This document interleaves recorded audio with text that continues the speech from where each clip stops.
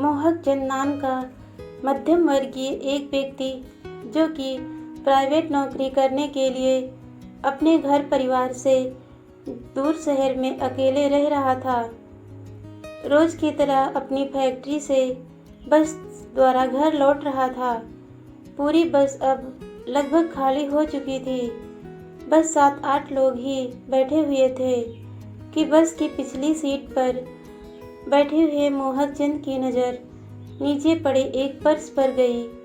उसमें पहले अनदेखा किया, मगर पर्स की मोटाई देखकर समझ में आ रहा था कि जरूर इसमें ज़्यादा पैसे भरे हुए हैं। पर्स उठाने से पूर्व ही मोहक चंद ने सोचा कि कंडक्टर को बताया जाए, मगर फिर लगा कि वो कौन सा बड़ा ईमानदार होगा, कहीं बेईमान निकला तो। अब ये पर्स मुझे ही दिखाई दिया है तो यकीनन ईश्वर मेरे ऊपर ही मेहरबान है। कुछ यही सोचकर उसने चुपके से पर्स उठा लिया और अपने थैले में रख लिया। बस से उतरकर तेजी से वह अपने किराए के घर पहुंचा, जहां सबसे पहले उसने दरवाज़ा बंद करके पर्स खोला तो उसकी आंखें खुली की खुली रह गईं। उसमें कई नोट थे।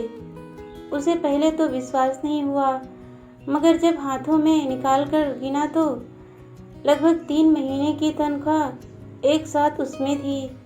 यह देख मोहक चंद की खुशी का ठिकाना नहीं। जोर से याहू बोलते हुए झूम उठा और बोलने लगा कि इतने पैसे, वाह मेरे भगवान, मज़ा आ गया।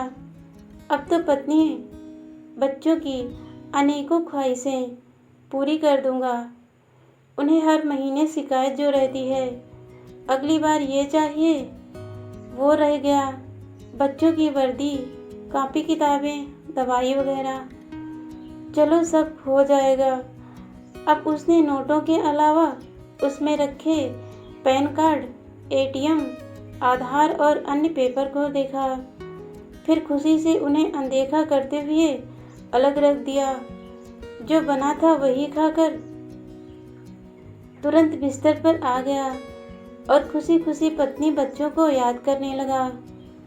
मोहक चंद के मन में वो घटना दिखने लगी जिस पल उसे वो पर्स मिला था कि तभी मोहक चंद के मन से आवाज़ आई। मोहक, आवाज़ से वह चौंका। किसी ने पुकारा, कौन कौन है?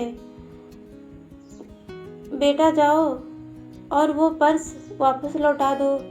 जिसका पर्स है वो बहुत ज़रूरतमंद है।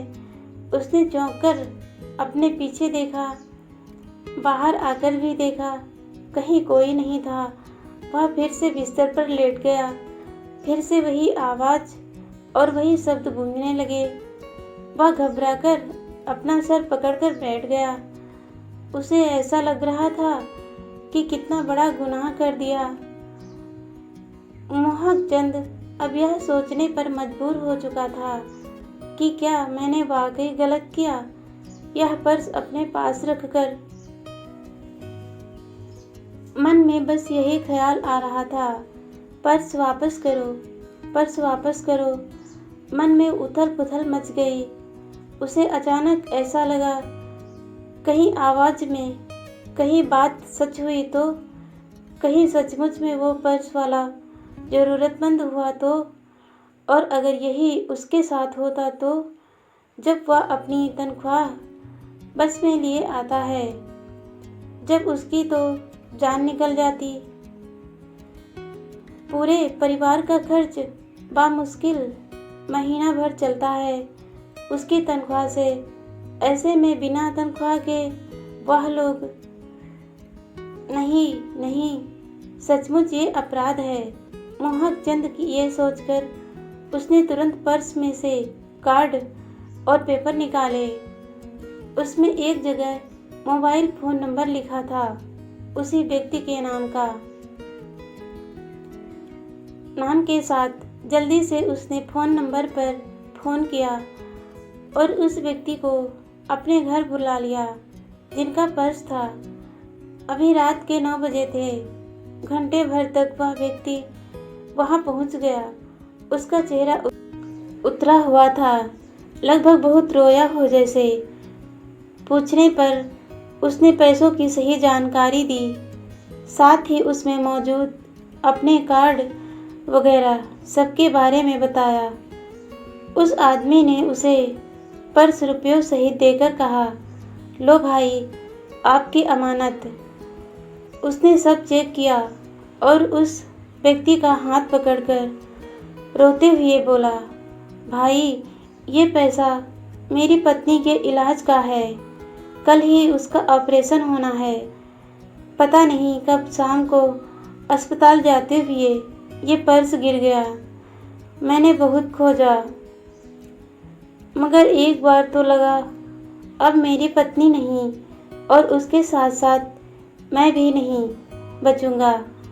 मगर वो ऊपर वाला है ना, देखिए उसने आप जैसे फरिश्ते के रूप में मुझे मेरे पैसे लौटा दिए।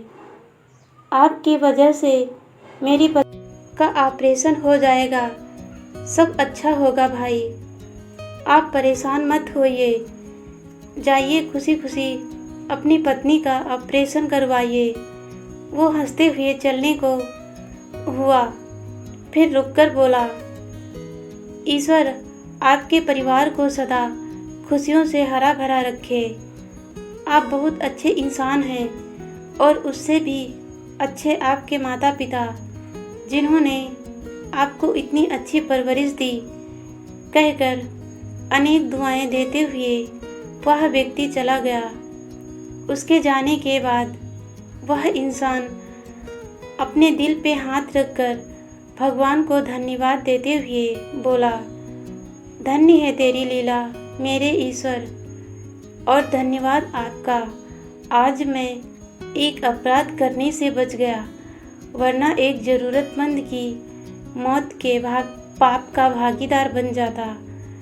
धन्य है तूने मेरे मन में ऐसे विचार भेजकर मुझे माया के अधीन होने से बचा लिया। आज मोहक चंद के मन में एक सुकून था कि आज ऊपर वाले की आवाज़ ने उसे बचा लिया।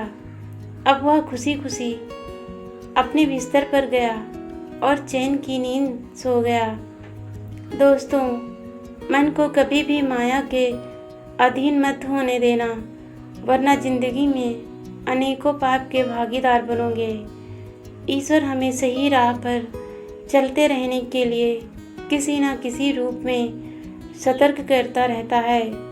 परिवार में बच्चों की अच्छी परवरिश का होना बहुत ज़रूरी है, क्योंकि हमारी अच्छी परवरिश ही हमें एक दूसरे इंसान की निस्वार्थ मदद करना सिखाती है। दोस्तों, यह बेस्ट शिक्षाप्रद कहानी आपको कैसी लगी, कमेंट करके ज़रूर बताना। दोस्तों, कहानी अच्छी लगी तो लाइक, शेयर और सब्सक्राइब ज़रूर कीजिएगा। वीडियो देखने के लिए धन्यवाद दोस्तों।